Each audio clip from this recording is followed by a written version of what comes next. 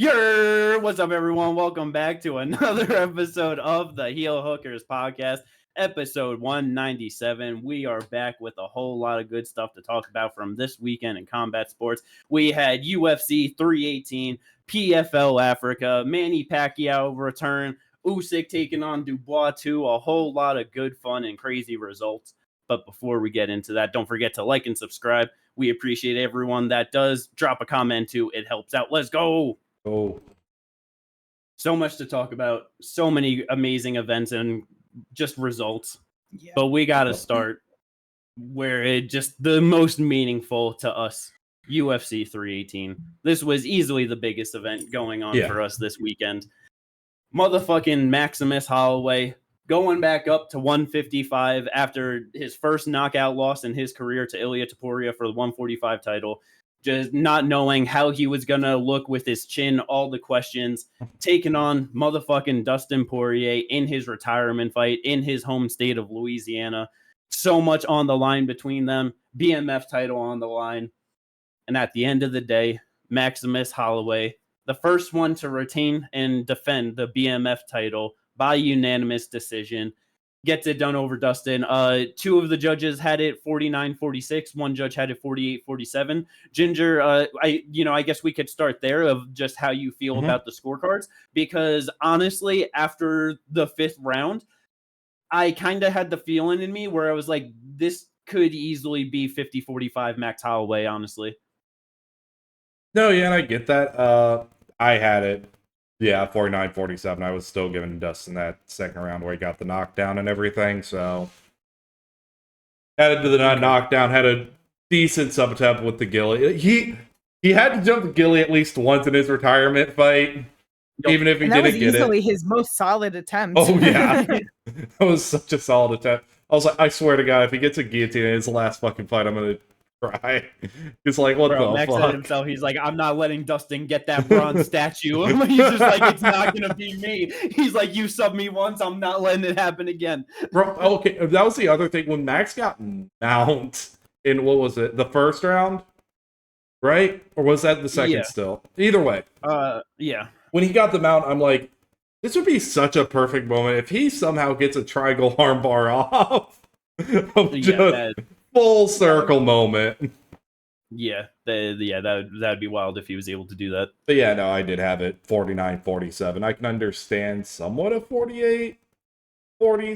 The 48-47, but I'm also kind of like, I don't know if there's another round I would really swing towards Dustin like that. But most interesting on that, because honestly, with like not looking at anything and just trying, like this morning trying to think back in my head with trying to think of two rounds, I was just like, what, like the second round and the fifth round, that's kind of where I was like, maybe the fifth, I think it was Derek Clearly that gave it to 3 and 4. He scored for Dustin. Then the two other judges, one scored round 4 for him. The other one judge scored round 2 for him.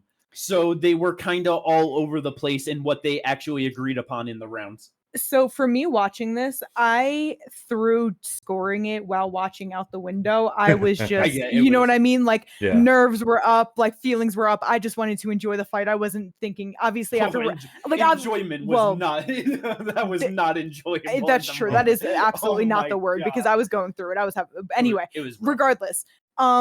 Obviously round 1 was Max. Like that was just clear as day. Like, there was no thinking about that of, who won.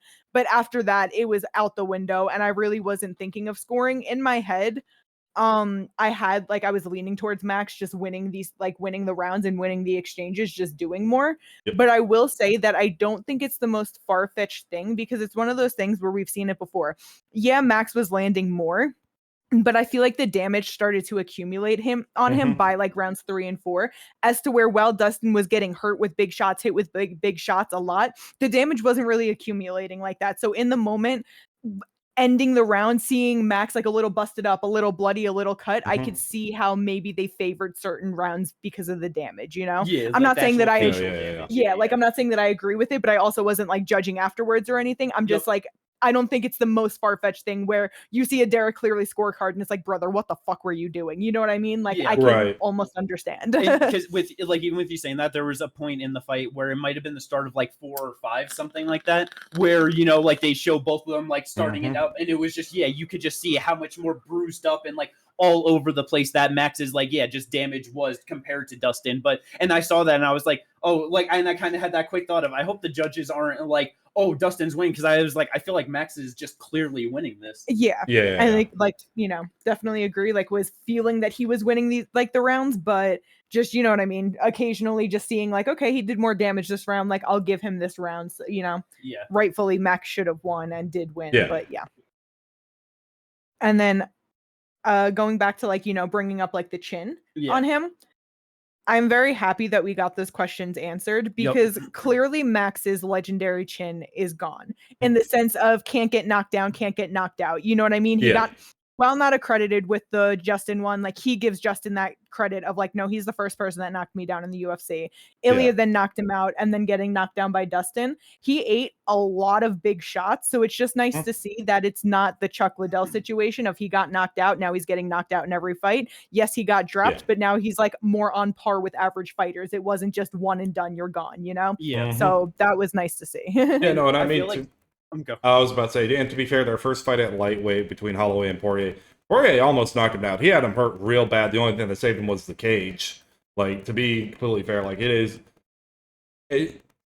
there has been like moments where he's been hurt like that, and it's like he just somehow was not actually knocked down from it. And because I was with like, even with like thinking about the Dustin one, and just even going back to like the Gaethje one, they were both like not exactly the same way, but like the same kind of spot where like they were wrapping around and it was like by the ear, and you know what I mean? And so I just wonder, like, because especially with the Dustin one where it was like he was just like, you know, ducking, kind of leaning forward, got clipped with that hook right by the ear, so just kind of equilibrium goes in just his positioning, you know what I mean? Because it's like he was still very much there, obviously. But it's like, it's not like with the, like him saying, oh, Justin knocked me down, like not getting credited with it. And like Dustin, it's not like they touched his chin and it was like a flash or anything. You know what I mean? So I wonder if it was just more of those, like the actual like equilibrium shots, and you know what I mean? That's true. So, but yeah, cause like you said, though, he got cracked with a lot of big shots by Dustin, and he was taking them very well for the most part, for sure. Oh yeah. And it's like for the weapons of Max, I feel the most impactful ones in this fight were like the ones obviously hurting Dustin, you know, scoring the knockdown and stuff, were just like the straight right hands. Those were catching him so fucking clean. And it's just kind of funny, you know, like I know we were just like on the stream and stuff like before, just talking about like, you know, the statistics and stuff with like the knockouts and like the punches that land and stuff like that. But it's like open stance, you know what I mean? Max like coming out orthodox, Dustin with the southpaw, getting that right hand going straight down the middle, landing on Dustin's shin, hurting him multiple times. And then Dustin being out of like the southpaw stance with the right hook that was catching Max so clean, so consistently throughout the early parts of that fight. Max's left hand just not being up for them and just catching them real good on the chin. Great fucking fight. Like, it was definitely like what you expected the fight kind of to be. Max only throwing a lot of volume, throws 375 significant strikes and lands almost 200 of them. Like, that's and then just Poirier with the power shots that were affecting Holloway in some sort of way each time they landed, because he was loading up a lot of those shots. He was sitting down on a lot of shots. Oh yeah, 100%. And it with just like some of the things talking about going into this fight, where just talking about the thing with Max is you really got to punch with him. You can't try and counter, you know, and just like be on the outside and get him afterwards. You have to throw when he's throwing, because for the most part, against a lot of people that he's fighting, they're going to have the bigger power in the singular shots than he is. The power that Max has at 155 is fucking stupid, man. I don't know what, like, if it's just truly one of those things of he throughout his entire career was just depleting himself far too much, you know what I mean? And just being at 145. But this commitment since the Korean Zombie fight of like sitting down on punches it is showing to make such a real difference in these fights. And then just throughout like the early parts of the rounds too, the kicks to the body from Max were just absolutely incredible. Timing them every time Dustin was trying to come in, just the right round kick to the body hitting Dustin, or the jump spin kick to the body on the liver side. Both of them were so good at stifling the progression of Dustin. It like we were saying, Max has grown so much from that second fight to now. And it's like he doesn't, you know, he has the BMF title, but, you know, not in a divisional undisputed title. This fighter at 33 years old and Max Holloway is easily the best version of himself that we have ever seen in the octagon at 155 or ever. You know what I mean? It's hands down. There's no argument to me, honestly. 100%, because it's like he is just so much smarter and more technical of a fighter, even though like, you know, because people want to talk about his prime as if because he hit the higher accolades at a certain age, you know, that was like his prime as a fighter. But it really wasn't his physical prime. He just had that style and that pressure that people could not hang with. What are you supposed to do? You have a young guy that is just eating everything you throw at him. He can defend your takedowns, and he is throwing everything at you every second of the round. You know, it's not something that a lot of people can really just hang in there with, you know, until obviously Dustin taking that streak from him and then Volkanovski coming around. It was just a very difficult thing for people to be able to deal with. Now you move up the weight class, you have that extra power and knocking people out. But it's like now he's put together the game plan. Now it's not just a matter of I'm too much for you to handle, so it doesn't matter if I'm flawed, you can't get past what I'm doing. Now he's fixed the flaws. Now he is like physically just, you know, like in the weight class he's supposed to be at this age. He is built up and he has just put together the game plan to be a smarter and just better fighter. Oh, yeah. It's awesome. Yeah, and because it's like, you know, the commentary, and like we noticed it right away too, of just the speed on Max. Like that was so noticeable in the difference between him and Dustin.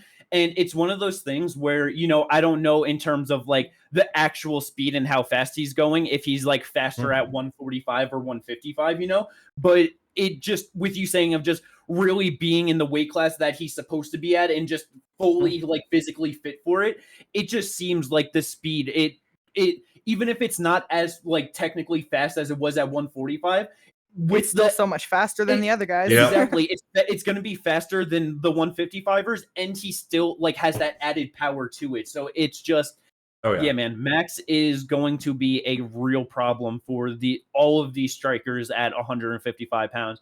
I don't know exactly how he's going to do with, you know, some of like the better grapplers and Armin, you know what I mean? Or even if it was just like someone like a fucking Gamrot or something, you know what I mean? Of just like a heavy grappling pace that like someone could put that on Max. Like, who knows? It's been a while since we've had to see him like actually defend that or anything. You know what I mean? But aside from that, and then it's just, you know, he was talking about like Ilya, you know, obviously, I was just going to like, say, you know, but talking about he has history with the champ, but I hate that. We're not even a year removed from that fight. You know what I mean? Yeah.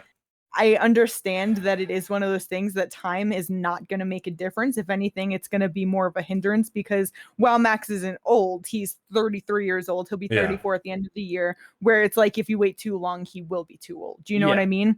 But I just hate that is all. And I get it. I would like to see him just defend the BMF title, you know, like get Charles Oliveira in there, get Dan Hooker in there, get these fun fights for the BMF, like do shit like that.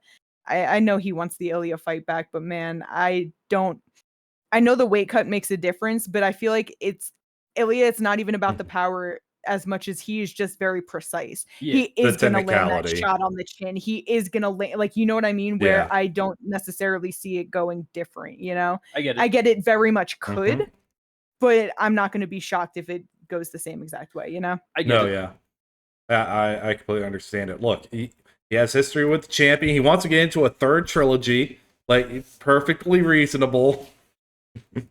It makes sense. But no, yeah, obviously, like, the thing is with it is time is, like, not completely on his side, but, like, in the long term, in the short term right now, it kind of is, because, honestly, more likely, Charles Oliveira needs another fight, and you could easily get Holloway versus Oliveira next. Then whoever's ending up fighting the Ilya Poirier, either Armin or Gaethje, like, easily, like, then at that point, it's like, okay, the winner of that fight, if it's Max, can fight for the title. Like it in the short term, he could potentially be fighting for that title this time next year. I think the best case scenario is he fights Oliveira, Ilya fights, whoever the fuck he's gonna fight, and then Ilya moves up. Ilya waits because he really wants that Islam fight, but Max is not down to wait. So then he fights Dan Hooker, and we just get the BMF full circle. That kind of just needs to happen in my heart because Gaethje's fought for it, Dustin's fought for it. We need Oliveira. We need Dan. We have Max obviously holding it, so he's fought for it. Who the fuck else at 155? That is the BMF circle. Max needs to defend it against the rightful people. Fuck the Ilya rematch, man. At least for now. I get it. It's because part of me, because it's just one of those things like where that is just who Max is, you know what I mean? And as just such a Max fan, I want him to be able to just have that opportunity for himself. You know what I mean? Yeah. I know. And it's like with just like the speed and power at 155, I do wonder just what his offense, like how that could be different and how it affects Ilya, But I do agree where it's like if he's going out there and he's not just like hurting Ilya or like, whatever, it's more than likely Ilya just still finds that shot at some point and puts him out. You know what I mean? Yeah. But to be fair, like he also has tape now to where they can go back, look at what went wrong, what happened, how exactly he got himself put into that situation, and he can fix what went wrong. Because like one of the things that he had to fix mid-fight was he kept just moving straight backwards, and that is opposed to moving out on an angle. And I think that's something that he did against Ilya. Like if you can improve that, like it's potentially like not going to go the same direction. Yeah. But with Max and just like also just like what Dan Hooker, Oliveira for sure I feel like are going to be his next fight. Like, I just feel like that makes all the sense in the world.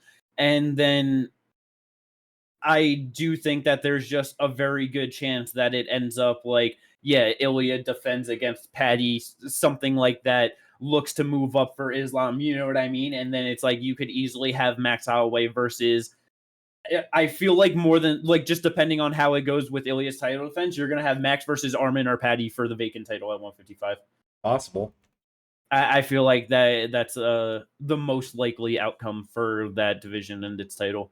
This all depends on how everything goes. Like Paddy, technically, I feel like still should fight someone else before getting a title shot. So yes, who knows? It could end up being him versus Armin because him and Armin have been getting into it a lot recently. Have them fight for a number one contenders fight. Have Gaethje fight for the title. And then just go from there. Because then we can actually get something moving with the division. Yeah. And honestly, that's a really interesting stylistic matchup for both those guys. Yeah. Or Dana just fucking does the damn thing because he says that he likes the idea of you do Max and Ilya for the BMF title and the 155 title and you just unify it. So he said that he liked that idea. So I hate that idea.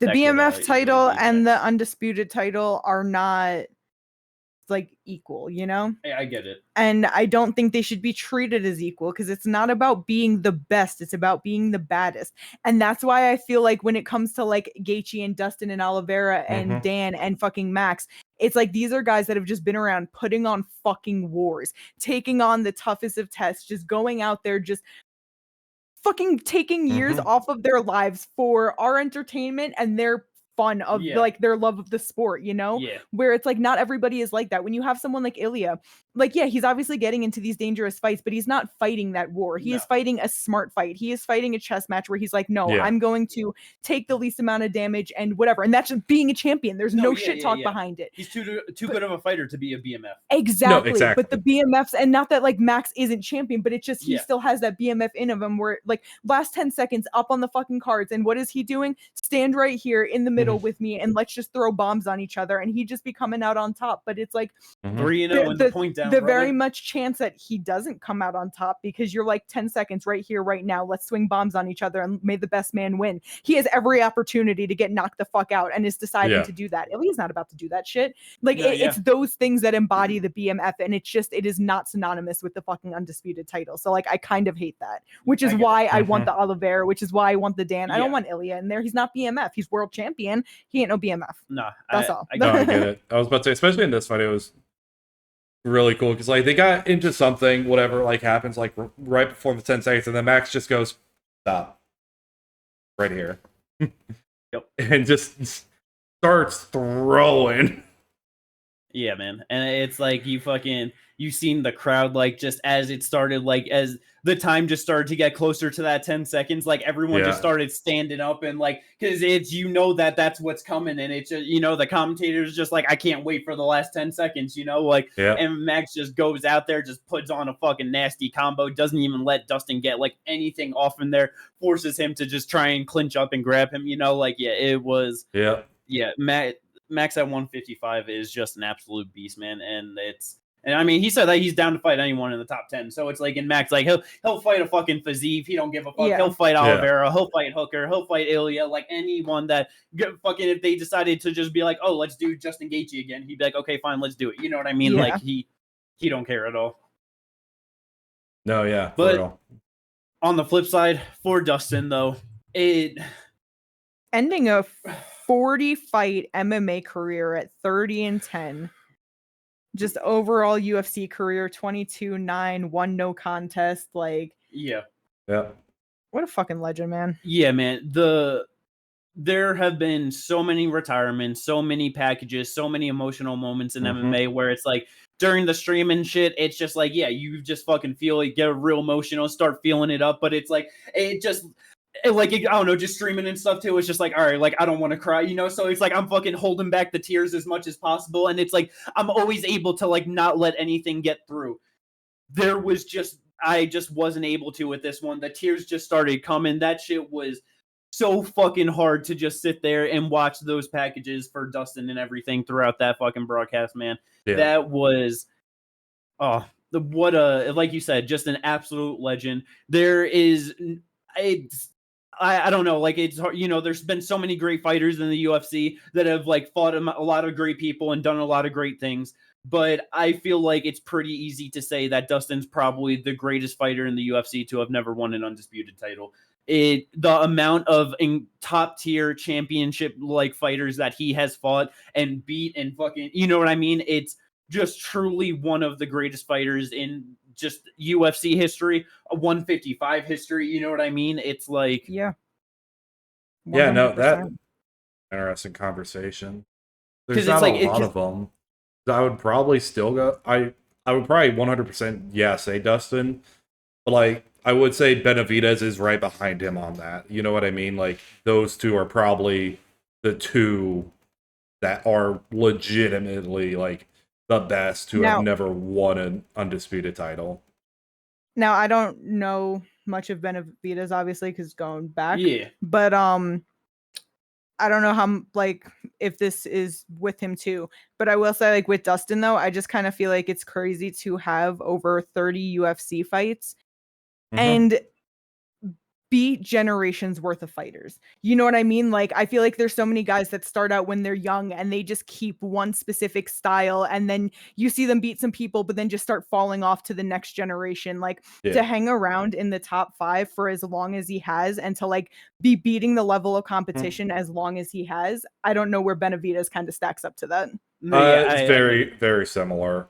Because like he was one of the losses to Henry Cejudo when Henry Cejudo was coming into the UFC. He lost to. It was right after he lost to DJ. He lost to Joseph Benavidez and then kind of came back. But like he also beat Alex Perez and Jussier Formiga, Dustin Ortiz, like right there in 2019. Like he just kind of like it sucked for him because he came into the UFC, for flyweight, and then like it just so happened that he was in the presence of the GOAT DJ of the division. Yeah. And then by the time he gets back around to getting another undisputed title shot against Figueiredo misses weight and is able to ground and pound him, and then they fight again, and then gets dubbed. Like he just kind of but that's what I mean. He was also older at that point, so it just kind of sucks that it's like that's where it ended up being for him. I get it, but the thing for me where I feel like I do just feel the overall level of competition where it's like, Dustin's is better.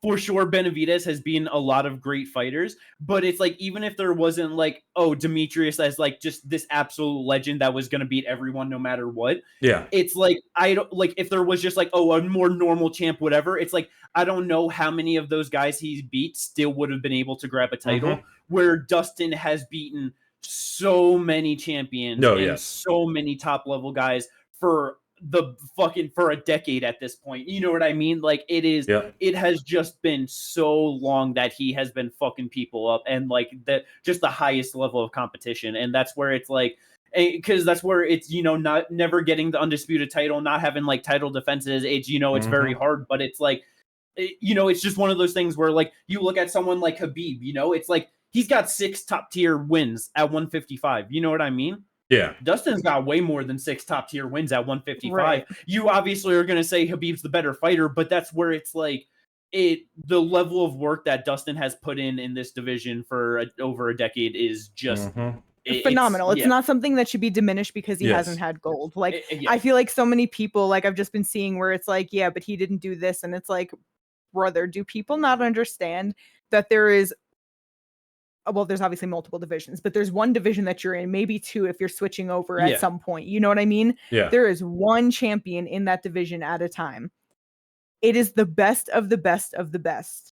And we are in the organization that has the best fighters in the world. It is the biggest MMA organization.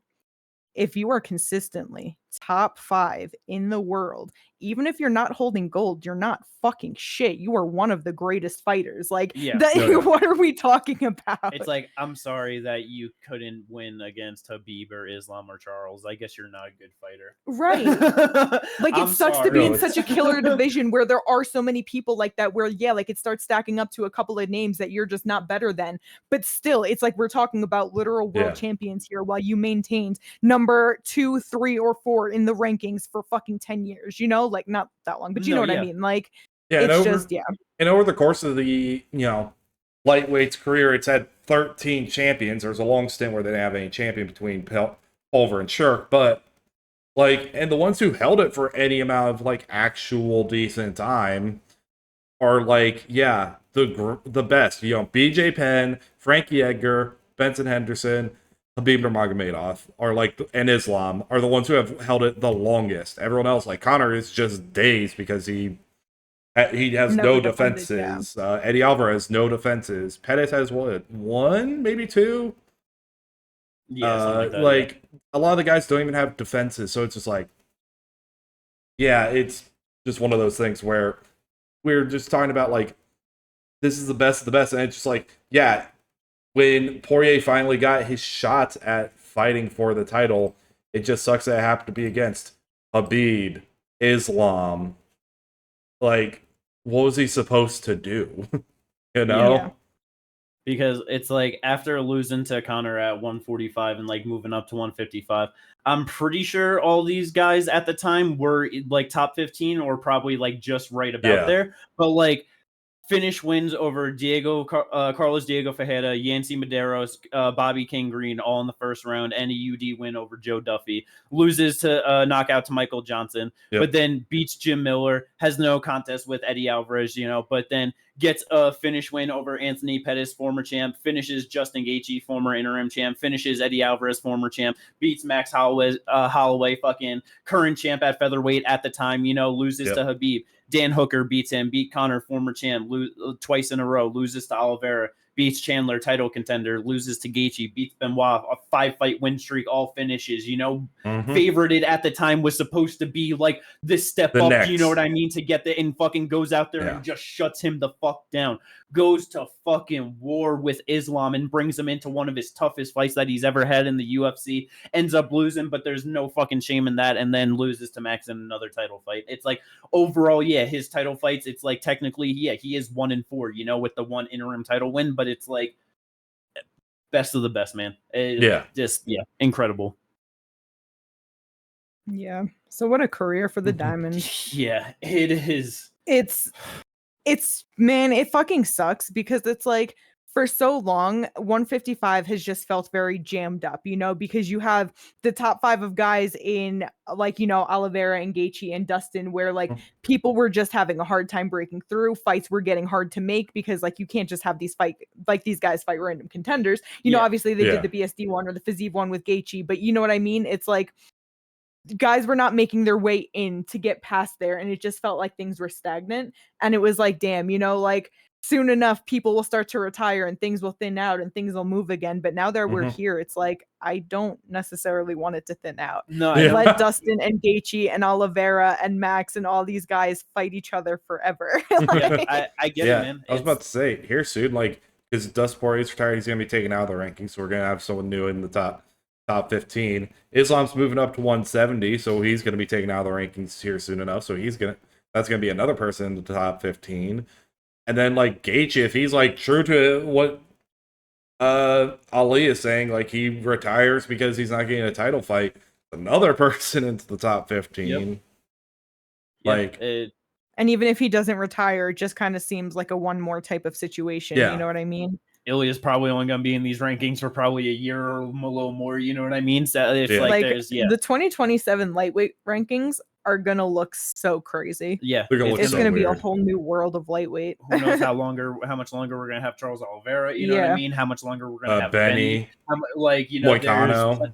Yeah, there are plenty of people. Yeah, 27. Chandler's going to be gone here soon too. Yep, fucking Chandler. It's going to be Dan Hooker's going to be here until he's 46. Yep. Allegedly.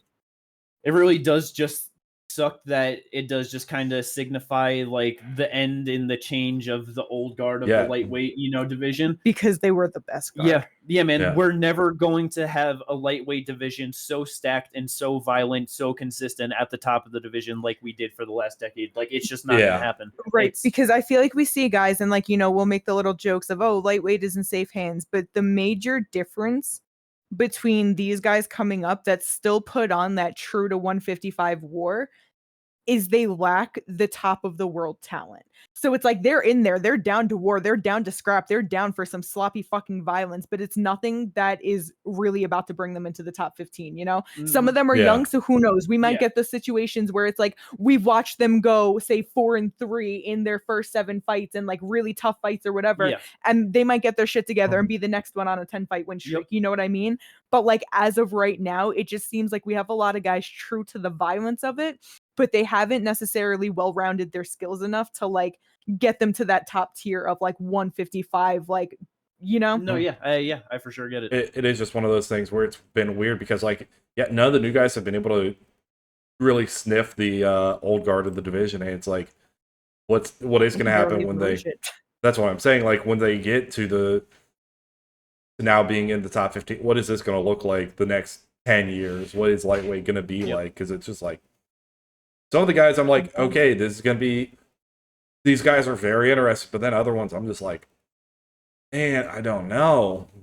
Yeah. Honestly, we really might finally get to the point of this might be the time for lightweight where, after just all the top people from the old generation leave, where we get the one guy that is the generational great or something, and someone actually does do a historic campaign at lightweight or something. Right. I honestly would not be too surprised.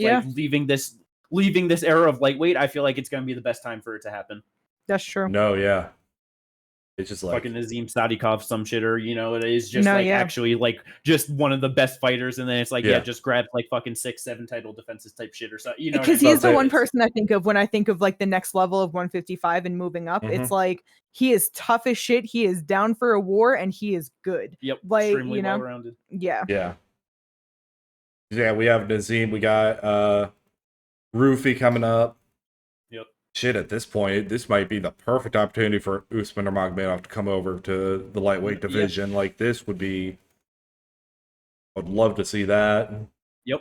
Usman, Paul Hughes. Yep. Yeah, Usman and Paul Hughes. Yeah, bring them both. Christian Lee.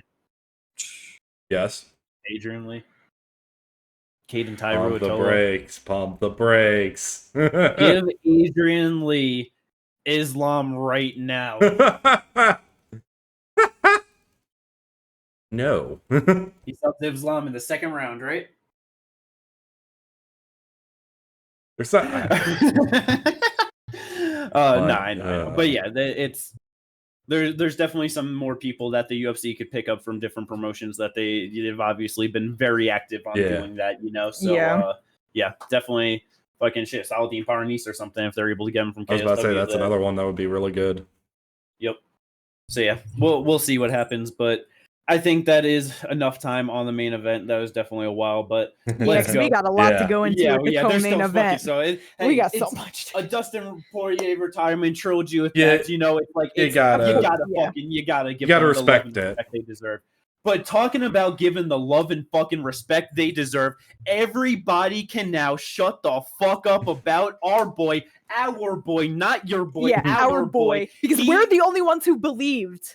Top 15 ranked Paulo has finally, for the first time in like 6 years, has a reason to be ranked in the top 15. And everyone can go to hell about him being a bad fighter. Dude was undefeated, 5-0 in the UFC, and they were like, title shot Izzy, and he got his first L. And then he lost to Marvin, but who knows where the confidence came from. And that was 2021 Marvin, so he was a good fucking fighter and then. Think about it. He went to war with Yoel, ate all the shots, and then got knocked out by a little skinny, scrawny Izzy. That's a terrible confidence blow. You know what I mean? Exactly. Then they're like, okay, we have the perfect drop back. Let's give you retiring Luke Rockhold in Salt Lake City, where it's like, okay, yeah, he got a win, but he's retiring. So it just adds to the old men that's retiring and no longer a part of the roster. But they beat him. I mean, Paulo beats him. So they're like, former champ, number 3, Robert Whittaker, loses a decision and looks really fucking good in there because he's a good fighter. And then they're like, hey, I know you lost to him, but how about number 1, Sean Strickland, who just lost his belt? You want to fight him? Loses the split decision in another good fight. Because again, he's a good fucking fighter. So they're like, hey, finally, the step back you should get, Roman Kopylov. And everyone's like, oh, he's been knocking guys out like Josh Fremd. He got Paulo. Fuck that. Paulo's a good fighter, and he's better than the back end of the top 15 and unranked. Smashed them. And easy. Rant. Out kicked them, out punched them, everything. $sign emoji. 2 knockdowns. Or no, he only got scored 1 knockdown, I think. 1 knockdown. Blasted him. 99 significant strikes, 102 total strikes to 48. Body shots for days, body kicks for days, out kicking the fucking stand-up striking kickboxer. Ginger didn't believe. Our boy. Good job. Your old man crusher got a win. Congratulations. Roman is 2 weeks younger than him. Thank you very much. Yeah, no, but in general, that's all he does. He crushes old men and unconfident fighters. Brother, Oh, if you guys thought I was just going to take that, no, fuck you. You could rage bait all you want, brother. But just because... I wasn't rage baiting. I was speaking facts in every word I said. He beat fucking... He literally isn't getting match made appropriately because he's too big of a name for the UFC to just match make him appropriately. He just easily beat top 15 ranked fucking Roman Kopylov. Go give him top 10 ranked Roman Dolidze. He's gonna fucking smash him like he's a dog shit fighter too. And then give him fucking Robert Whittaker in a rematch after he loses. And Whittaker smashes him again. And Whittaker's gonna go down on a fucking 3-fight losing streak and get fucking smashed. Listen, retired. Listen, out of here. I'm not going to say that like 100%, but I do have the confidence in it because it's like, obviously that'll be, a couple years later. So like Paulo might be like older at that point, but middleweight. So aging a little different, but it's like fighters talk about it all the time that the mental game is almost like is a bigger part than actually going out there and physically fighting. I know that Whittaker fight was coming off of a win, but that was also 2 years later. The canceled fights with Ikram, with Hamzat, injuries. Yeah, he beat Luke, but like he knew that like it's Luke Rockhold in his retirement fight, dropping the 2 to that. It's like, who knows where his confidence was really at? Like you said, you go out there and beat Roman easy. You go out there and beat Roman number 2 easy. I wonder if that would just give him that extra little boost to do everything he did in the first Whittaker fight, but just a little bit better and a little bit more where he might actually be able to get that win. I don't think that's far-fetched. Jimmy's obviously saying it very confidently. Like I was going to say, he's obviously saying that very confidently, but that was clearly just to like talk shit and be an asshole. But realistically, I don't think it's far-fetched though. Like Paul is easily a top 10 fighter in this. He could definitely beat Roman Dolidze. I think Kaio smashed. I was about to start rage baiting again. Sorry. But I mean, Kyle probably does, that's where it's just. But that's what we're talking about. Kyle's a top 5 fighter, and he's young and on the come up, like different things. Top where it's 6. like, yeah, I don't think Paulo's about to be whatever. I don't think Paulo's about to be champ. I don't think he's about to be number 3 in the world. Nothing like that. But I'm just glad, even though people aren't going to do it off of one win, that at least there's like a little bit more where they can stop pulling out that stat on him, like using it like he's a shit fighter. You know what I mean? It's just because of the mismatching and how like from his first loss to Izzy and the way everything's gone that like, like now at this point, well, before last night, he didn't have any wins over a guy that was fucking currently an active UFC fighter. But now they can stop with that shit because it's like he is a good fighter and he could get these wins, but they weren't matching it right. Yes. So that's all. Be hilarious. We know he's not about to be camp. It'd be hilarious if they just cut Roman Kopylov now. Oh, I'd be sad. I like Roman. I like Roman too.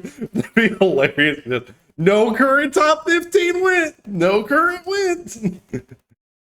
I mean, he has wins over current guys though, at least in his last win being Chris Curtis, Cesar Almeida. You know? No, I know. But that's the fucking problem though, is that Paulo just beat him, and now, but just to Ginger's point, where now Roman's gonna go out there just lose to somebody else and then get cut, and now since fucking Paulo won a fight, they're gonna be like, oh, so now you fight Khamzat Chimaev, right? Or DDP coming off of the loss of the title fight. That's not gonna happen. Bro, it's possible.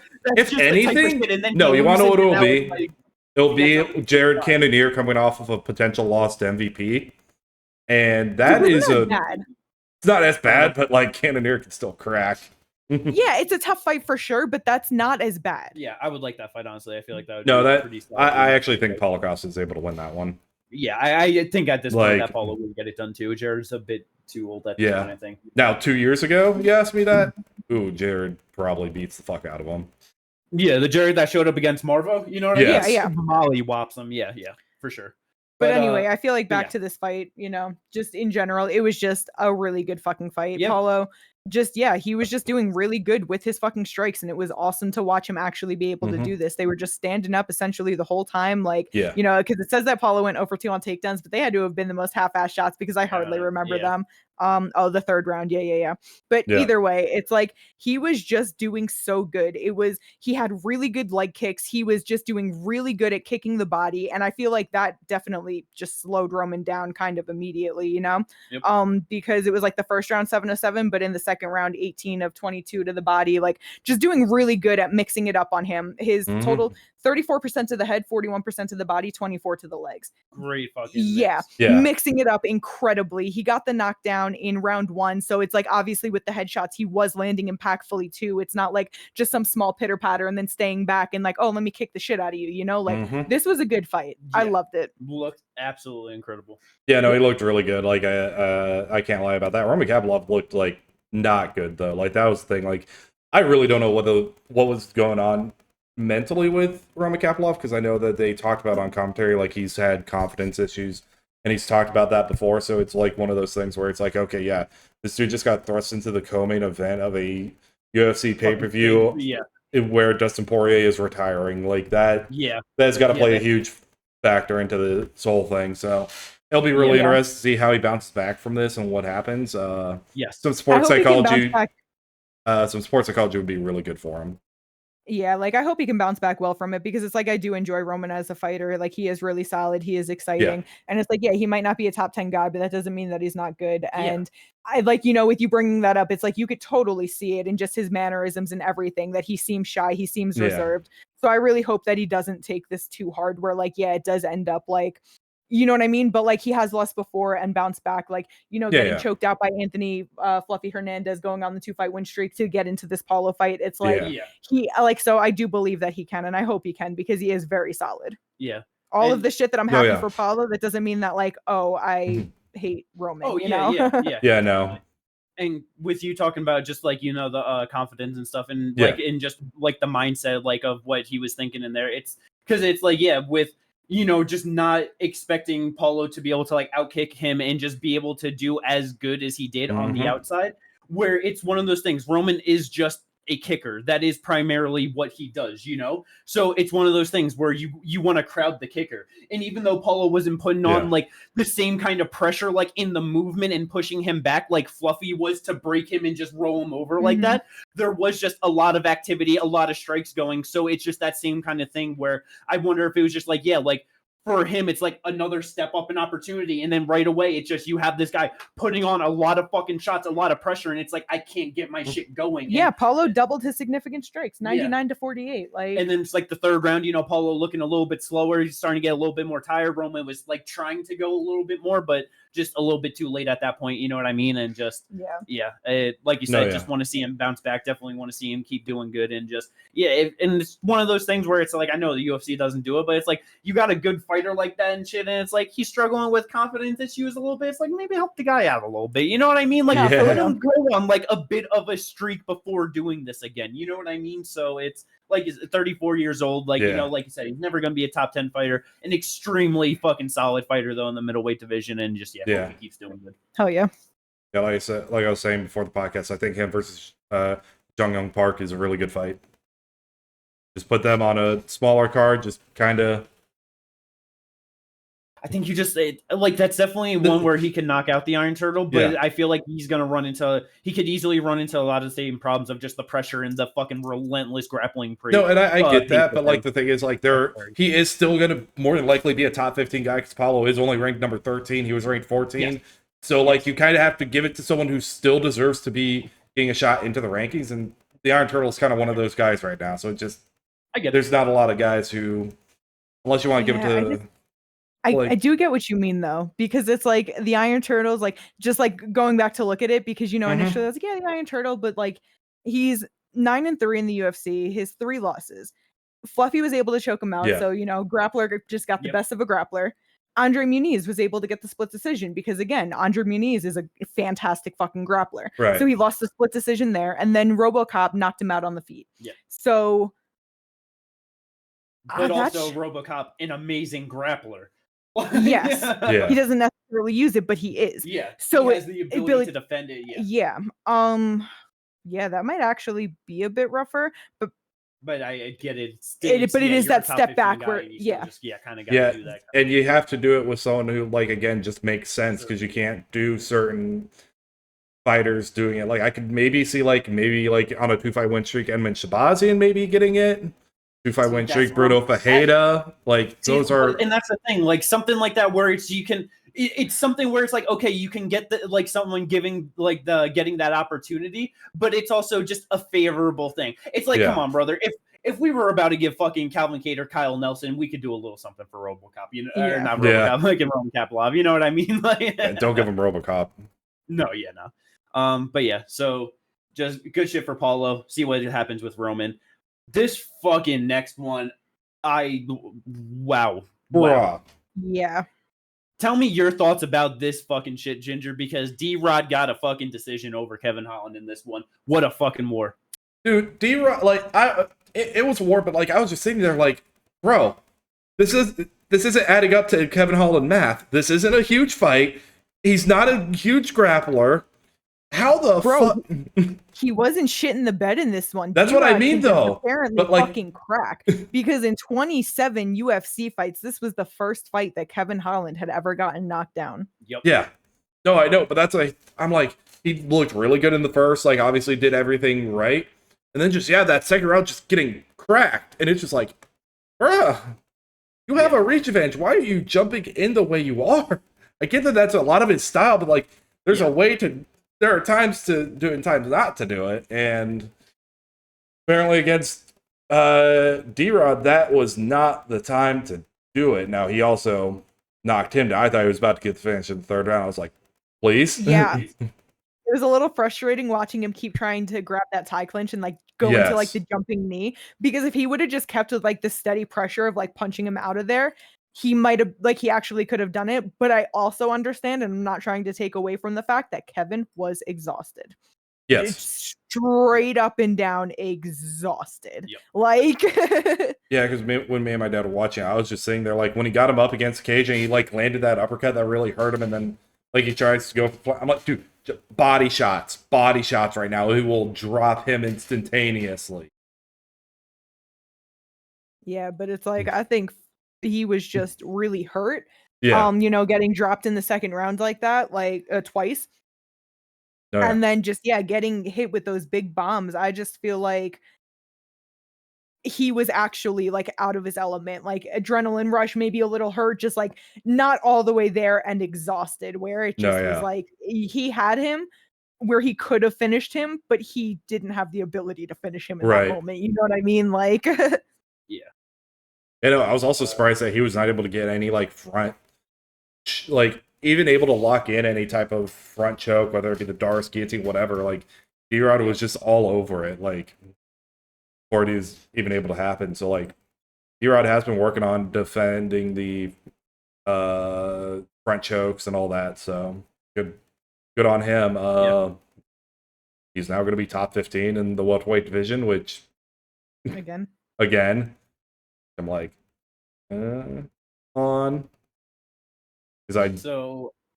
because it's like I don't think D-Rod should be top 15 like at all. I don't think Kevin Holland should have been top 15. And so that was the other part of it. That's where that's something that I wanted to I feel like just got to bring up, because we did our rankings and with just kind of the old men in the division. Put them at the bottom. We had Kevin Holland at 11. Yeah, we had Kevin Holland ranked at number 11. Yeah, he should have never been up in the top 15. Well, he's not in he did. Yeah, I know we were just doing that just because of whatever, and just I think we had that because there's there are people that we feel like they could be there, but they also really haven't done enough to show that they are top 15. So I feel like we did that as filler, because at the end of the day, we know it. Everybody knows it. Dana White knows it. Kevin Holland knows it himself, and he talks about it all the fucking time. He doesn't have championship aspirations. He is a prize fighter. You put a fighter in front of him, he is taking the fight, and he is going to make money, and he's going to walk away. He wants to fight many times a year. Obviously, after a fight like this, I don't think 7 times a year is plausible anymore. But it's on a bad year, dude is fighting 3 times a year. But he wants to fight anywhere from fucking 4, 5, 6, 7 times if he can, and he has the bookings. You cannot do that in the top 15. Nope. Timelines, just the ability, the makings of big fights and putting them on certain places and doing things just all right. It doesn't work that way. And when you have a guy that doesn't even want to get up there because he just wants these quick, easy fights, why fucking rank him? Just let him fight everyone and anyone when he can. Just who cares? But don't rank him. It doesn't matter because he doesn't deserve to be there. Yeah. And not because he's not a good fighter, but you know what I mean? He doesn't even want to be there, in the rankings for real. That's just kind of the thing. Yeah. For him, it's more of a hindrance than anything. Now with D-Rod, now you have fights like this where D-Rod is probably going to get ranked at the age of 38 years old off of a win on fucking Kevin Holland, which granted he's on a 3-fight win streak, so good for him. But Alex Moreno, Ponzi, and then now ranked Kevin Holland. It's but bro, there are young guys coming up doing great things. Yep. This isn't it. Yeah. Which is why I think that D-Rod's next fight should be Randy Brown. That's a great one. I think that would be a really good fight. I feel like Randy Brown is deserving of fighting to be in the top 15. D-Rod's going to be in the top 15. Give it to him. Yeah, and that's just the kind of fight where it's just going and doing that to Kevin Holland, getting it done. It's he's going to struggle with all the same disadvantages in a fight with Randy Brown, but someone that's a much more calculated technical fighter. You know what I mean? So yeah, I honestly like that one a lot. That's very solid. Yeah. Mm-hmm. And for Holland, give him a couple coming then. You know what I mean? Wow. But yeah, it's you said, just whenever he wants to. It's one of those things with Holland. It doesn't matter. He's just going to show up and fight. So it just, who cares who he ends up fighting as long as it's not a rematch. Yeah, I think him versus Phil Rose an interesting fight. Yeah, that would be a really good one. I'd love that. But yeah, let's go. Good for D-Rod getting it done. But yeah, just a wild fight between them for sure. Yeah. Definitely a possible contender for comeback of the year for D-Rod with just all that. That was crazy. Next fight on the main card, motherfucking old man Patricio Pitbull getting it done by unanimous decision over Dan Ige. Ginger, what were your thoughts on the scorecards? I don't know if you thought it was controversial at all, if you thought Dan Ige should have gotten it done. But I thought that the first round was pretty close, but at the end of it, I did think that Pitbull had done enough to edge it. Yeah. Yeah, I just didn't know what your thoughts on the scorecards were. how was it controversial? Because it was the second round then that Patricio almost finishes Dan Ige in. Like, he has him extremely hurt up against the cage, and he's just landing bombs on him. If I remember correctly. Yeah. That was the second round. So like I edged it for Patricio in the first, just because like he had some ground control, he got the takedowns, he landed a couple more shots, like he landed one more significant strike, but like I just thought he kind of edged that one out. Third round was again close. Patricio really trying to get takedowns, but yeah, that second round was the most clear round for Patricio. Sure. And I just I was definitely on the Patricio won this one. So yeah, see, I was on the other end, and not that like, you know, controversial, because obviously close fight, but like after the first round, I was just like, I don't know, like I feel like Ige still should have won it, but like not mad because you know what I mean, close. Because like I know Patricio, like he got like the 2 big takedowns or whatever, but like in my mind, I was like, okay, like you took him down.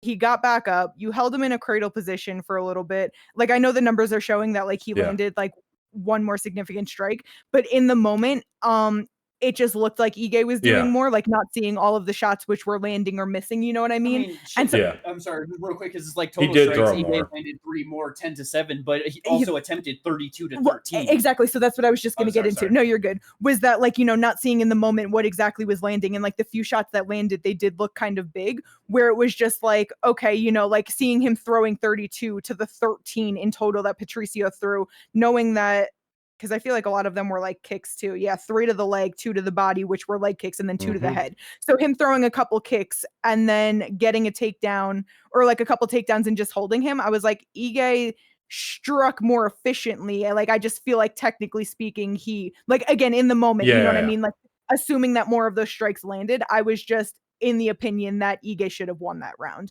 You know what I mean? Because like he didn't do anything with the takedowns. He controlled him up against the cage in the cradle position for 1 minute. The second he let go of the leg, Ige was up. And I was just like, okay, you threw some kicks and got some takedowns, but you didn't win that round. So like, you know, at the end of it, before they read it, like, you know, Jimmy had Patricio, I had Ige. And because it lost me Tapology, I was salty, but I understand the decision. No, yeah, I legitimately thought Patricio was about to be the first one to finish Dan Ige. Yeah, that second round was obviously like, holy shit, oh no. Yeah, that was easily the big point of the fight, and it just sucks because it's one of those things where Pitbull was talking about like, oh yeah, I got to be more aggressive, like, you know, the old Pitbull and stuff, but it's still just so passive in these fights, man. And like, that's really the one thing that's showing with him in the age is just like being gun shy and not doing enough. Because it's like, yeah, you see, he fucking started going and damn near got Dan Ige out of there to when no one has been able to at 38 years of years of age. You know what I mean? Like, that's incredible. It's like if he just did a little bit more, if like got here 2-3 years ago, dude would be an absolute monster in this division, man. Like it's So like I was definitely happy for him to finally get that UFC win and just get legitimized, you know what I mean, in the top 15 and everything, even at this age. But yeah, it just the kind of like, damn, it would have been so much better a few years ago. Yeah. No, yeah, 100%. But yeah, that was a very solid fight between them, though. And then the last one on the main card, motherfucking Michael Johnson running back the clock on a 3-fight win streak at 39 years old. Was this the biggest upset on the card? Daniel Zellhuber was the minus 850 favorite going into it. Michael Johnson plus 555. Yeah, he was the biggest underdog. 5 fights on the main card, like Max winning, he was the only favorite on the main card that won. Everybody else on the main card was an underdog that won. That's crazy. I didn't even realize that. And then like just a whole lot of dogs, like just getting it done. But yeah, motherfucking Michael Johnson, man, 39 years old. The speed is still there. The power is still there. Obviously, just like the overall well-roundedness and the veteran savvy, it just I was very surprised that he was just able to just go out there, put so much fucking like just hands and damage on fucking Daniel Zellhuber that he basically just committed to trying to sit on the outside and throw kicks at him the entire fight. Like that's like that was I was definitely surprised by it as well. Got that knockdown in the second round, but it's like, outstruck him, like threw more than him, landed more than him, had Daniel Zellhuber hitting at a 28% striking rate. Like insane, bro. 52 of 182 strikes.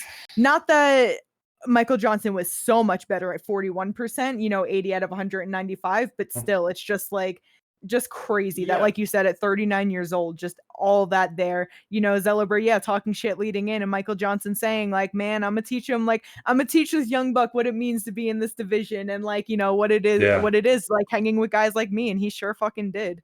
It's just crazy. Yeah. Three fight win streak for him. Yeah. Honestly, in my mind, there's only one thing to do at this point.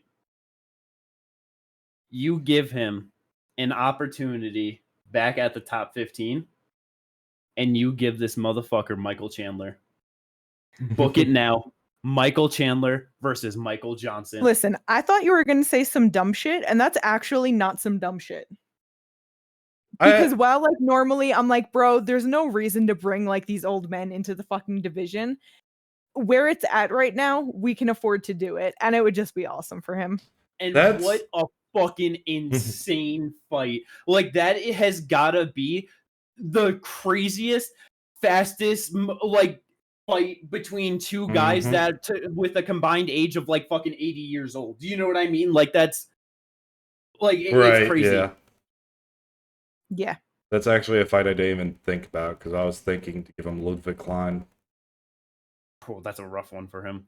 But yeah, and honestly, it was just looking and just it came to me right now. But that's Michael Chandler versus Michael Johnson. Let's fucking go. Two legends of the lightweight division. You know what I mean? Just both older. No.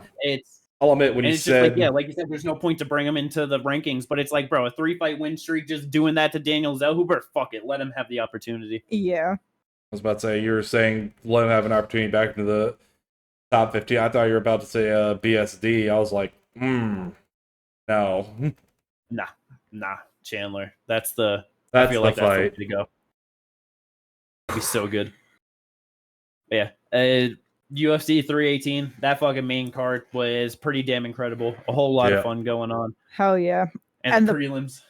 The prelims were not short of it. No. Because it was funny, like going into this, like making the jokes of like, quantity over quality in the sense of like divisional meaning, maybe like in the sense of like, big stars and like people's personal feelings towards them, big fights, like number one contenders, whatever, kind of lacking in that, of course, other than the main event.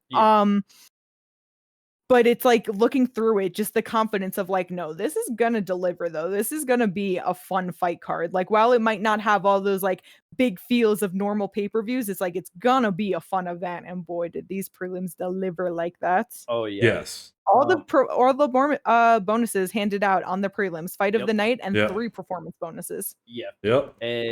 Crazy. Before getting into the bonuses. Well, I just wanted to mention that. I figured we'd go fight by fight. Just this fucking prelim headliner, man. Yeah, because I was gonna say we gotta talk about that and start there. Vinicius, Loc Dog, Oliveira taking on Kyler Phillips. I had Loc Dog on my fucking draft, so obviously I was really hoping for him to go out there and get it done. I knew this could be a very rough fight for him, so I was worried about it. He gets it done by unanimous decision. He did deserve to win for sure. He had Kyler hurt so bad at so many points, got the knockdown. It just did very good. This dude is not doing shit in this division. No. And the things that I have seen people saying about him since this fight specifically in the past less than 24 hours are delusional. Yeah, I almost feel like I don't understand what fight they watched or what they took from this fight that like is putting this under him, because the way that I've been seeing people talk about, bro, I don't understand how he fights with his hands down and doesn't get knocked out. He's a beast. He's going to do big things. Because he's fighting people who aren't good. Kyler Phillips does not have good cardio, so which we already knew coming in, and he was able to put a pressure on him. Now he also got extremely tired. And the thing is, like I said before, I know you were saying like if he knocked out Phillips, like you have to give him something bigger than Rob Font. Rob Font fucks him up. Rob Font beats the shit out of him. Because even just like ahead of that, like, because like the way people are talking, like, even if he was in a big fight, because it's like out Umar. Exactly. But that's why, like, calling out Umar, talking about Sean O'Malley, the person that I immediately thought of is Corey Sandhagen. This man goes out there and just decides to throw everything he has in the first round and a half. What the fuck did, and like, you know, Corey, like, I just obviously is technically better, and I don't think he's going to get hit with much, and he can grapple him and all of the things. But either way, the end of round 2, round 3, and if it ever made it into a round 4 or 5, if they put this as a main event, because, you know, a big fight at that point, Corey does such bad things to this exhausted, hands down, just reckless ass fighter. What do you mean? Like, because and he's not the only one. Like, and the thing is, like, with the way he pressures and he gets up, and then like his hand is down here to throw, like Corey's hand in wheel kick immediately knocks him the fuck out. Like, and again, just that's just one example, because as you brought up, Phillips, we know. I don't understand how somebody takes on a fighting style that they can't maintain, because he's a high pressure, flashy striker, and then he has decent grappling, but he can't maintain any of that. Like, by the fucking end of the second round, the speed on those spin kicks was non-existent, let alone getting into the third round. You know what I mean? The one good thing from Vinicius is, while he looks tired, and the hands down part aside, you could see that he could still muster through it. He could still fucking pull his shit together, put big power behind his punches. Like, he can push through his exhaustion for sure. But that's not a sustainable way to fight at the top. He, like you said, he's not doing shit. Rob Font is putting jabs on those hands down all fucking day. He, like, it. It's literally like, it's because it's like, sure, you're gonna throw a fucking wild, like, overhand right, but it's like, Rob Font's gonna fucking sit down on a jab, have a fucking high shoulder as he throws it, so that hand isn't gonna hit his chin and might bounce off the top of the head. Okay, Rob Font gets knocked down. Maybe he gets knocked down every fucking fight, and he'll still fuck your ass up. So it's like, you know what I mean? Like, unless he's not gonna land clean on him, he's not gonna finish him, and he gets fucked by those jabs. Unless he knocks him out in the first round, he ain't doing shit against Rob Font. So it's like his striking accuracy is 43%, and I'm pretty sure that is because, like, for that reason, the way he loads up, and everybody under the sun is going to see that coming. So the higher up he goes, the more it's going to drop. Like, it's man, it, like, good for him to get the win, good for him to get it done, you know, until I keep it. But I very much hope he looked at this fight and is like, I got to do things different. Like, and I have to do things like maybe it was a spur of the moment, you know, just like sitting there like, oh, I want Umar, I want this, but. He's still leading up to it that he was going to call out Sean O'Malley after. So but then that's why I brought up Sean before. You know what I mean? But so, like, with all that talk and getting it done, I don't know if he's going to have the reflection to sit back and be like, you know what I mean? He might just be like, I won, I'm the best, with no reflection on his fight. But hopefully, you know, him talking like that at the presser was still just like that adrenaline of the win and just spur of the moment of saying that. But maybe, hopefully, he can sit back like, nah, I gotta work. Because also down to people talking about like, oh, you know, can't get knocked out. His 3 losses on his record are all by knockouts. They're not in the UFC yet, but that doesn't mean they're not coming. Like, so like I said, Font, Vera fucks him up after the first round.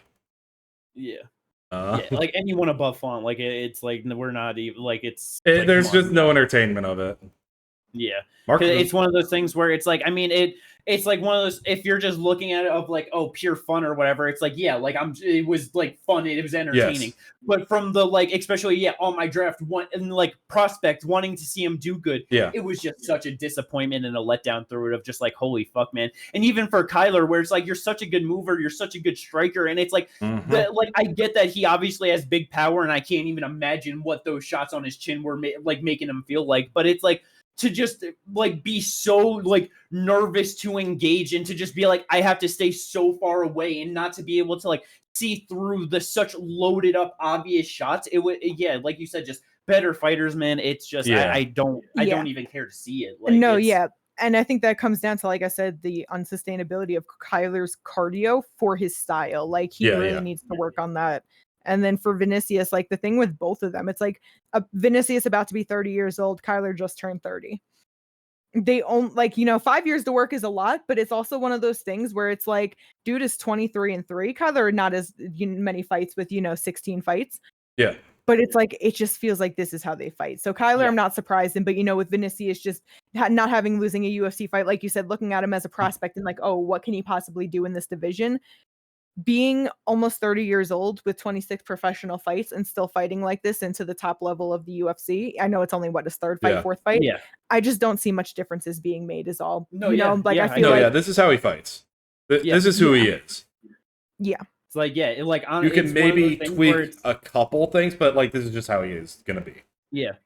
And it's like with just watching that, it's like in my head, it's like obviously not in like as bad of a way. And like he obviously is like overall much like more skilled and talented, but he's just like a better version in a 135 version of like Nate Landwehr, Trevor Peake kind of thing to me, where it's just like it's you know, where it's just like, yeah, you're not gonna do anything, but you're gonna be fun every time. So it's, you know, like but I'm not gonna expect anything from him in the division. Yeah, so for sure. Might get some top 15 wins like he did, you know, against Kyler, but yeah. Yeah, no. He's gonna just be at the bottom of the top 15. I feel like for the most of his career here. So it is what it is. We'll see. But yo, who the fuck thought that fucking Brendan Allen and Marvin Vettori were gonna have such a goddamn war over 15 minutes? No, seriously. Hey. It's like commentary said, you got bad blood, you want to punch each other in the face, which doesn't always happen like that, and we've seen that before. Yeah, Mikhaev and Manel. But these guys, they wanted to go the fuck at it. Yep. Yeah, no, like the thing is, like, yes, Brendan Allen gets a lot of finishes via sub, but he's not like a primarily grappler guy. Like he tries to set everything up with his kickboxing and everything, and then Vettori kind of the same deal. And but on the other hand of that, he's not also a known big puncher. Nope. Yes. And to watch him put those just giant shots and damage on Marvin so early was kind of fucking crazy to see. I did not. That was the other part. I was like, damn, is Brendan going to be able to catch the one shot that puts Marvin down? He actually looked like he might have been the first person that was going to get a finish over Marvin. Like, it was pretty wild. And like the thing is, each round was, for the most part, competitive. Like, hell yeah. I was like, before the scorecards were read, I was like 29-28 fucking Vettori. I don't know. Like, I'll let my bias show here right now, but I get it. And to me, that fight very much kind of in the same way of like Max and Dustin, where it's like there was a lot of competitive moments. Both of them were doing very good. But for me, it was like, it just felt like just throughout it, it's like Brendan Allen is just in control overall. Like he's overall landing more better. And I don't know what the actual stats like if that showed, but just a little bit better in the first round, 30-29 in favor of Allen, 42-36 in favor of Allen, and then 44-39 in favor of Vettori. Yeah. Significant strikes landed. But very close, very competitive. I think probably the biggest aspect of it and why it leans so heavily towards Allen was just that accumulating damage. He busted Marvin up early and it only got worse and worse, you know? No, that is for sure. Allen looked amazing in this fight, man. Honestly, like his kickboxing, like I said, just looked very good and just way more effective against Marvin than I thought. He didn't go to the grappling much, but every time he like really wanted to, it was just the takedowns that he got on Marvin came way easier than I thought that they would. You know, this like it felt like if he wanted to go out there, grapple, fuck Marvin Vettori and try and work for a sub, he could have easily done that. But just to the bad blood thing, he's like, we're fucking fighting each other. Well, the thing is, like, constantly talking to him every time Marvin lands, he's fucking like, oh nope, he lands on him. He's pointing like he was fucking like doing his best impression of Kevin Holland out there on Marvin Vettori. Oh yeah. I do feel like the reason he didn't go quite back as much to the grappling was because of how Vettori was doing on the ground and how much like he was actually able to get into positions. Like he was trying to set up a rear naked choke on Allen at points. Like it was like, okay, I am doing way better on the feet. Fuck this. I could potentially get caught in something stupid here. Let's stay on the feet. He's not hurting me like that on the feet. Yeah, that's fair. Yeah, Allen definitely looked really good in there. Great of him to break his 2-fight losing streak in this fashion. But yeah. Fight of the night too. Hell yeah. Bruh, because the one thing that I was really liking from him that he didn't, it's not like it was all he was throwing, but he went to it a couple of times and they were just nice. Every time was the step-in elbow. Because I think it was the first step-in elbow that he threw in the first round, like after whatever strike it was, but it landed right to the face and that it just blew it apart because it was like the first punch that had it leaking a little bit. And then it was like that step-in elbow landed and he just, a mess after that. It was very nice. Yeah, super good. For Marvin, it sucks 3-fight losing streak, and I feel bad for him, man. I felt so bad for him after this. There was a lot of guys, honestly, after losing, where just like seeing I was just like, damn, man, like it was fucking hitting the hearts, like for sure. But he came in, He got like, just like worked on his skills, became a very solid fighter. And at that point in the middleweight division, it was able to get him up in the division and he was able to get a title shot against Izzy. But he just has not improved at all. And it's just one of those things where it's, unless you're a generational fucking great and you're not improving, you know what I mean? Like, you're just going to constantly slip behind the division because everyone's always getting better. The more times you fight, the more like people have success with certain things against you. The more people like are going to be able to exploit that, find new things. You only take more damage, you get older, and it's just, he's not old by any means at all. I believe only 31 years old. He'll be 32 in September. But like, I really just don't know where he goes from here, honestly. I feel you. It's like he came into the UFC basically 10 years ago, and he just has that 10 years ago UFC skill set. Yeah. Like. Yeah. I don't know. I don't know where to put him. And then Brendan Allen is also in a weird spot right now. Yeah, because everyone's because everyone's kind of booked around him, so we'll see. But good on them to just banger of a fight. Both got $50,000 for it. Definitely deserve that. So that's definitely awesome. And then the like you said, 3 performance of the nights on this card. All of them on the prelims. Motherfucking Ateba doing the thing. This dude's going to do something at middleweight, man. Like, this dude is going to fuck up so many people. He's getting into the rankings. I don't know how far he goes, but he's going to be a ranked contender one day for sure. Yes. Oh, yeah, 100%. I really want people to, like, slow down a little bit on, like, where they're going to, like, try and, like, book him next, because I feel like people are like, 2 first-round knockouts, and they're really going to try and be like, he should be fighting, like, pretty much, like, whoever's at the bottom of the division right now, like a Roman Kopylov, a Boost Mark. It's like Razak Al-Hassan. Listen, so what I'm hoping for, and this is wishful thinking type shit, but because he's 23 years old, he's 8-1 now in his career, so he doesn't even have 10 pro fights. The UFC is occasionally good at recognizing that people are not experienced. You know what I mean? Yep. Occasionally. So I'm just kind of hoping that with where middleweight is at right now, with Hamzat about to fight, you have Nasruddin and Kaio about to fight to solve that, number 1 contender spot. You have RDR who's about to fight Whitaker, that like if he wins, he's a guy in there. You have Fluffy coming up. You have Allen kind of back and forth. So let's see what he could put together. You have some guys in there right now. Yeah. That you can afford to not push him. You know what I mean? It's not like we're sitting with this like champion at the top where he's just running through guys. So we got to push guys in and we got to just get these new names in and out. Like, you know what I mean? They have some time to work where it's like, I hope that especially if he wants to fight consistently, that they can just keep giving him these types of guys at 185 where he can just cook, because he fought in March. Here he is back in July. Keep giving him guys like this where he can just get different looks, get experience, get different styles. And if he can just show the same skill set that he's been showing of just the patience, the calculation, the technicality, everything behind what he's doing through all of these styles, then we push him forward at the ripe age of 25 years old. You know what I mean? I want to see him. Honestly, it's either for me like Armin Petrosian or Dustin Stoltzfus. I get that, but like Armin feels too high, and because even with me saying like Abdul Razak Al-Hassan, it's Petrosian? like I honestly got on a 3-fight losing streak. No, like, so I feel like all of those names, like, I honestly feel like he beats them. But the thing is that they're all have just fought too close to like top 15. You know what I mean? And that's what I was going to say, is that it's not that I think that he loses as much, or even like with the streaks they're on, as much as it's the way that the guys go after they fight them. You know what I mean? Like, he goes out there, beats Armin Petrosian by 1st-round knockout. He's going to like get another fight around their 1st-round knockout. He's fighting top 15, Right. So it's like I feel like it's because it's just I don't know. I definitely get what you mean. I want him in fights like with Torres Finney type people, like with people that are not, you know what I mean? And then just a couple of them for that more fight experience. Yeah. And then bring him into the guys like maybe a Brad Tavares, like a fucking, I don't know if he's actually still fighting. I know he fought this year, but he didn't retire, right?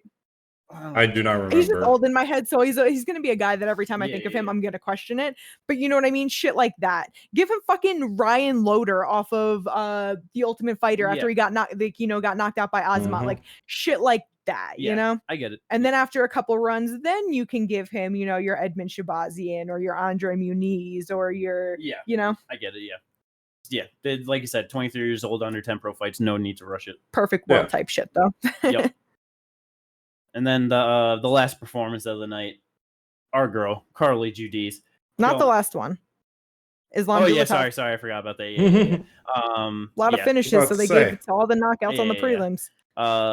Islam Dulatov got the first round knockout against Adam Fugitt. I feel like that was a little bit just not as not as big of a one to meaningful to talk about. But it was nasty. But it was nasty. Like, hey, $50,000 and this motherfucker has a photo shoot on Monday at a fight this last Saturday. Like that was some risky business doing that. Good for him getting that. But our girl Carli Judice. What a way to open the fight. Yeah, absolutely incredible, man. Just went out there beating the dog shit out of Nicolle Caliari from start to finish. Getting herself another $50,000 in the UFC. 3 fights, 3 bonuses. She is absolutely stacking it up. Yep. It just to fucking have 3 fights in the UFC. You're 2-1. You're 5-2 overall, and you've already banked minimum 150 grand. You know what I mean? Grand, yeah. Incredible. Hell yeah. Incredible. She is just a great fucking fighter. She's got good takedown defense. Her striking is fun, and she's a dog. So if she doesn't get you out of there, she's going to drag you into a war that, let's see if you can hang or not. Her 2 losses are split decisions, just dragging those girls into just wars, though. Yep. They could hang, got it done, but it's like, Nicolle tried her fucking best. She was getting outstruck so badly. The total significant strikes, 109 to 32. Total thrown insignificant strikes, 225 to 101. Like, she tripled the strikes landed on her significantly, That's incredible. And Nicolle trying to be tough as hell and just hang with what she could. She was much shorter, had a reach disadvantage, couldn't really hang with that. Like, Carli already just having the better skill set over her, but Nicolle trying to close that distance was her just running forward, let me blitz, and it was not working for her. But that knee to the body in the 3rd round, she was done. Yeah. Yep. And she deserved to be done because she was fucked up. Yeah, man. The fact that she lasted that long to take that is just incredible. But vicious. So good for Carli, man. Cannot wait to see what she's able to do in the division eventually. Yeah. Oh yeah. Let's go. That is all. All right, and then we did have 3 that I feel no bonuses, but 3 first round submissions in a row, which is honestly pretty crazy. Yeah. Bruno Ferreira with the armbar, Ryan Spann with the ghillie, and Jimmy Crute also with an armbar. I was about to say we're not going to talk about Ryan Spann getting the guillotine choke over the man who beat Walter Walker. Yeah, or Jimmy Crute, who hasn't won since 2020, beat Martin Prachnio and set of titles in his future. Yeah. He's 29 years old. He's getting it together. I know. He's still young. I mean, and Bruno, with that, he's now back on a 2-fight winning streak. We'll just... He's 4 bars in a row. Yeah. Oh, bro, that one with Jimmy Crute, that was so fucking nasty. Oh my god. Yeah. I was like, he's about to break Marcin's arm. That's just what's going to happen. Yup. Yeah, that really did look like it, but luckily no snappies yesterday. So yeah. But let's go. That is all the stuff from UFC 318. A whole lot of stuff. Tapology went pretty damn incredible. I have definitely found the way to just absolutely crush my fucking competition. I just got to do it a week before, and I cook. Well, I was robbed, so... I got 12 of 14 fights right. I think I came in, top 15 overall in, Tapology. I did pretty damn good. It was, the first set, 6 fights straight. I got all fucking semis. Or Bro, I was about to... Me and you for, the first, 6. Because I was doing... I only got... Yeah. 2 right on the main card, you said? Yeah, because Zellhuber, Ige, and Holland, and then I got the Costa decision in Holloway. I got 1 right on the main card. Oh my, yeah. Oh yeah, because you went Roman. Yep. But even then, 8 for 14. No, yeah, it's not bad at all. I came in 10th in our group, got 8 right, 6 semi-perfects, 2 decisions. Yep. Yeah. Just a very high scoring night. Yeah. Very fun though. Hooray! Let's go. Yeah. No. Crazy. I am curious if you were actually like that high. Top 26. Okay, I forget exactly where it was. I knew it was something like that. I couldn't remember if it was 12 or in the 20s, but I knew it was something like that. Yeah, But yeah, pretty damn good though. But yeah, so that's Tapology.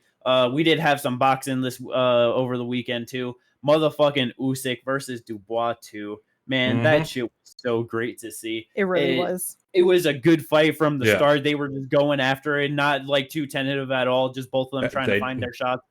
They don't really like each other. Especially Dubois, he does not like Usyk. Yeah, and it's just like, I know the body shots were like a big talk of like, leading into this one. Dubois was not going to the body like I thought he was going to be attempting at all.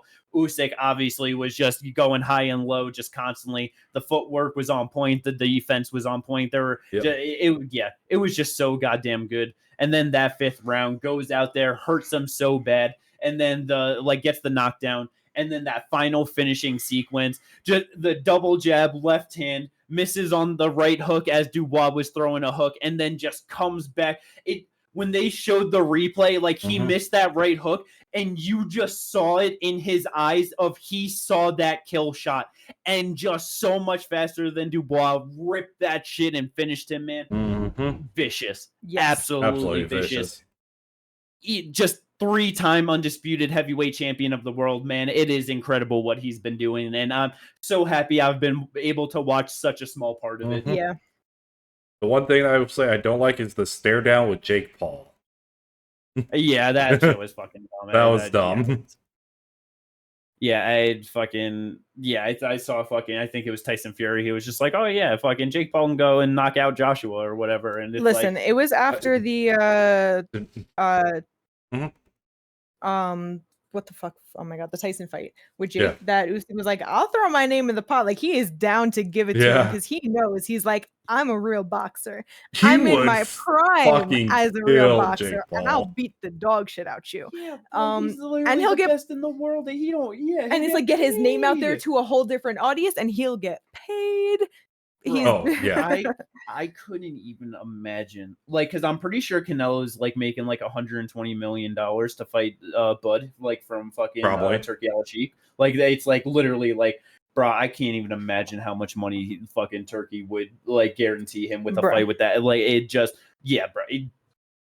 who fucking wouldn't, But also with the Tyson Fury thing, saying that he can knock out Joshua, Tyson Fury is just a natural born hater. I thought it was funny, but it's funny, but it's like, damn, you really are just a hater. Yeah, it's like they don't even start the conversations of Jake Paul knocking out Joshua and then getting a fight with Usyk. You know what I mean? Like, come on, man. But yeah, and then just another small mention of Manny Pacquiao making his fucking boxing return and going to a draw with Mario Barrios, man. Just absolutely incredible for him to be able to do that at 46 years of age. It's just wild. Did not expect that at all. And like I was saying beforehand, apparently a lot of people thinking that Manny Pacquiao actually should have won that fight.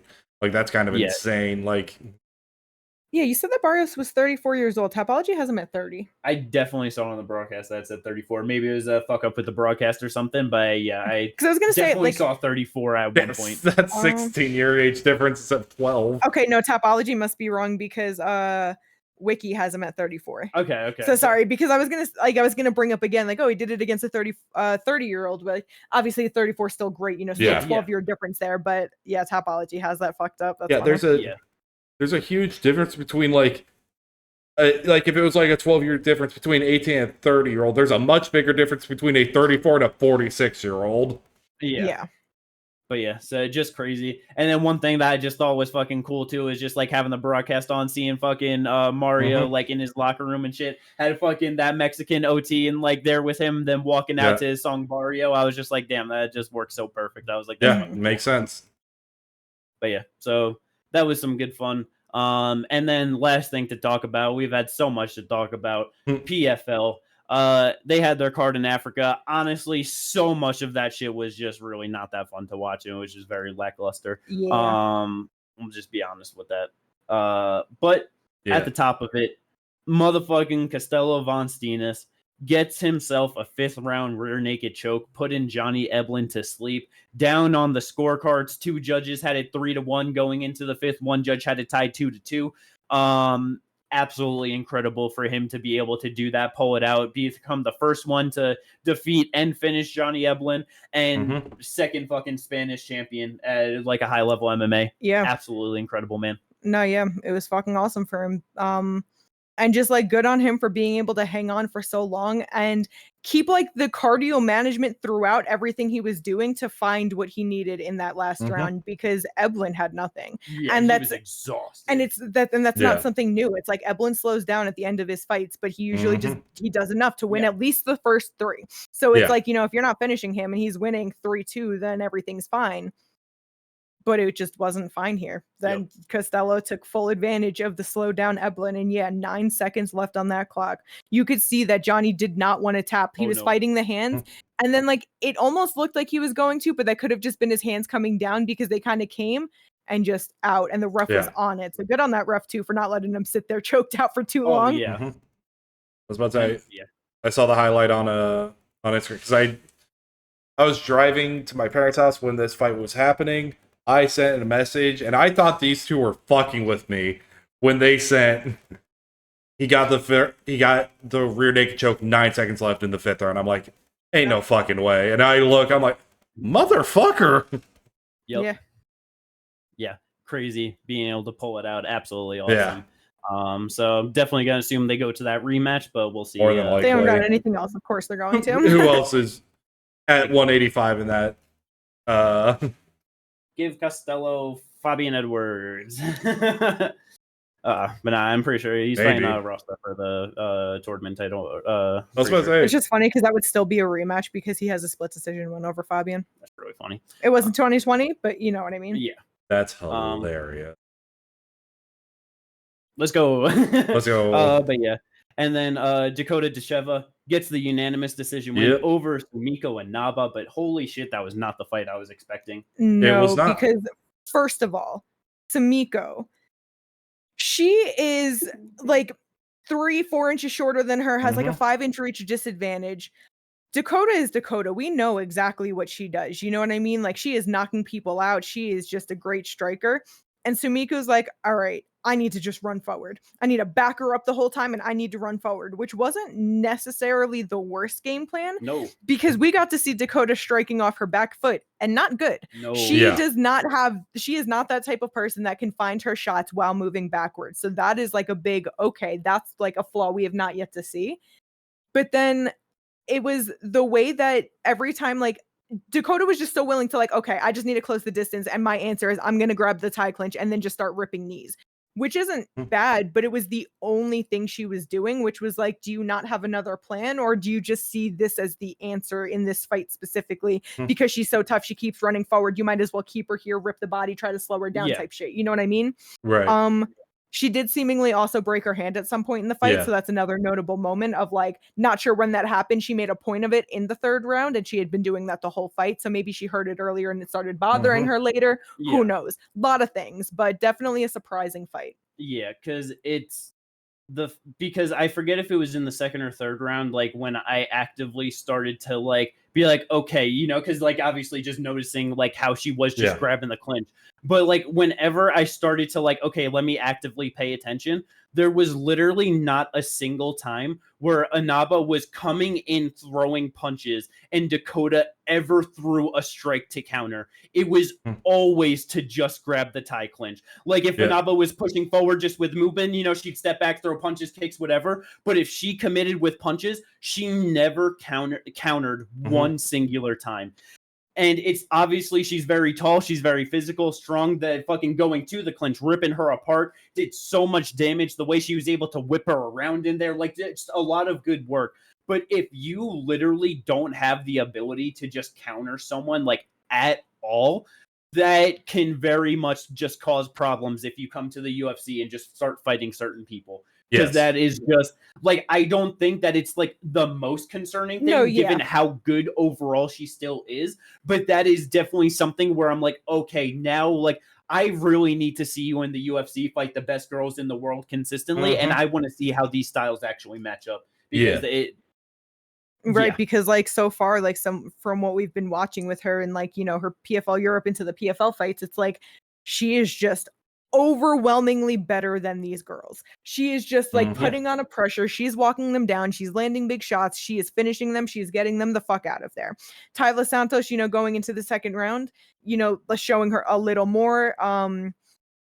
It was still that though, where Taila wasn't able to pressure her back. We didn't get to see that. And then again, ultimately found her fucking body shots and folded her up. It's like, so that's why I'm just like, I don't know if maybe this was a matter of just having so much time off and then this just getting booked and then getting injured in the fight and Sumiko being really tough and just, running at her. Like maybe she didn't even know she has to work on her counters until this fight happened. Like I believe in like, you know, her being young enough and just like having like a good game plan and good striking to try to fix that if she can recognize it. But we need to see more if this is like a consistent issue.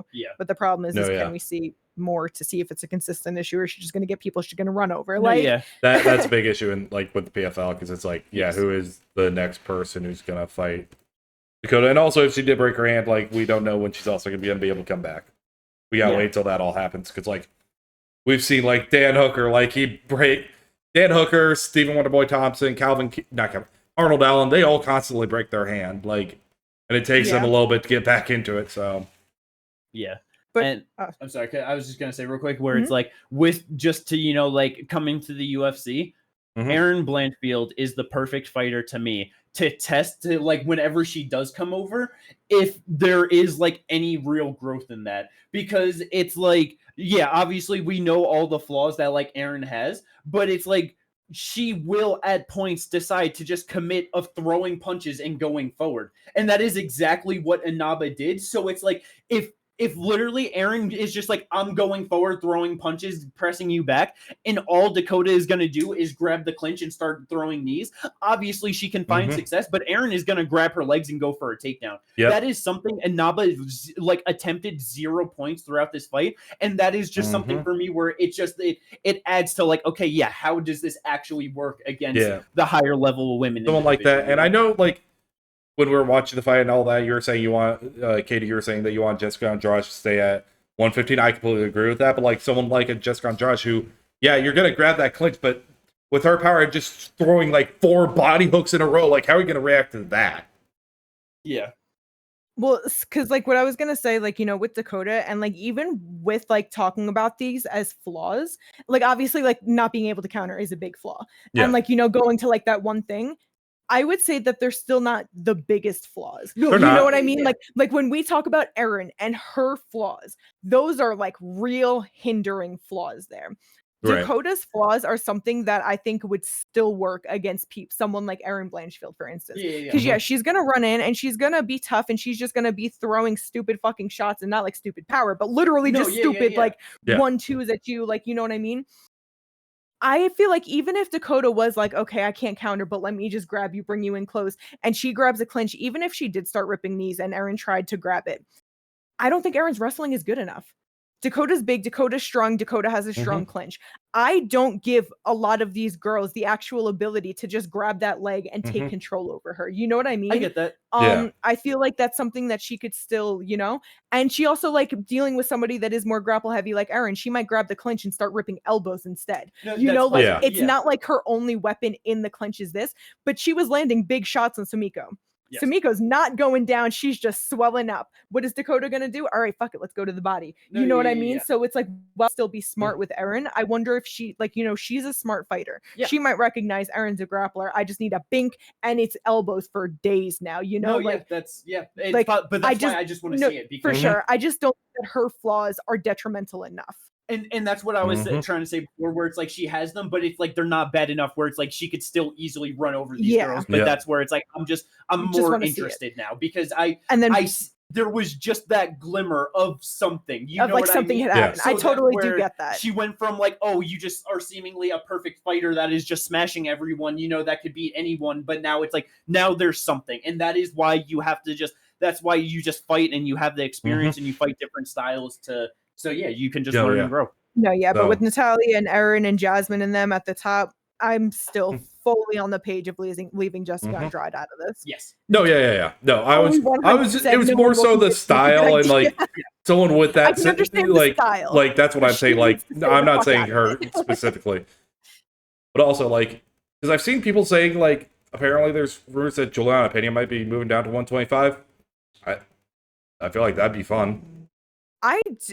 Those have to be just rumors. And the reason why I say that is because, Juliana isn't like the tallest, longest fighter, but she's also not the shortest, smallest bantamweight. Yeah. And she's big. Yeah. She's got fucking weight on her. Physically, she's got broad shoulders on her. She is muscular. She is big. I don't know if she's making 125, at least healthily. Yeah, maybe we'll fucking. Holy shit. No, I know you're just like a messenger. I'm just a messenger on that. I have no idea. Yeah, like that's not me coming at you. I don't know if she's talked about it. I don't know if she's got to be rumors. I don't know if she's talked about it before or whatever, because she might have talked about it before, but I don't know like how long ago. I don't consume any Juliana Pena media. Who knows if just after that Kayla fight, she's just like, I'm gonna do like Kayla does and just cut a shit ton of weight and be the best. Like, Yeah. Who knows? But yeah. So good for Dakota, still getting it done though. AJ McKee made a return to 145. Getting it done over Ahmed Magomedov. That was good to see. And then Corey Anderson getting a second round finish over Denis Goltsov. I was very happy to see that, honestly. The pressure just absolutely broke him, exhausted him, took him down, beat the shit out of him, and that was awesome. Very nice. Yeah. But I think that is enough, and we have gone long enough for this episode of the podcast. Thank you, everyone, for tuning in, especially if you've stuck around to this part. I hope you enjoyed it all. Don't forget to like and subscribe. Drop all your feelings on all of this stuff from this weekend. There were so many feelings to have. Yeah, we will catch you previewing motherfucking Bobby Knuckles versus RDR. Oh, my God. It's another middleweight. Incredible. I can't wait. Peace out, everyone.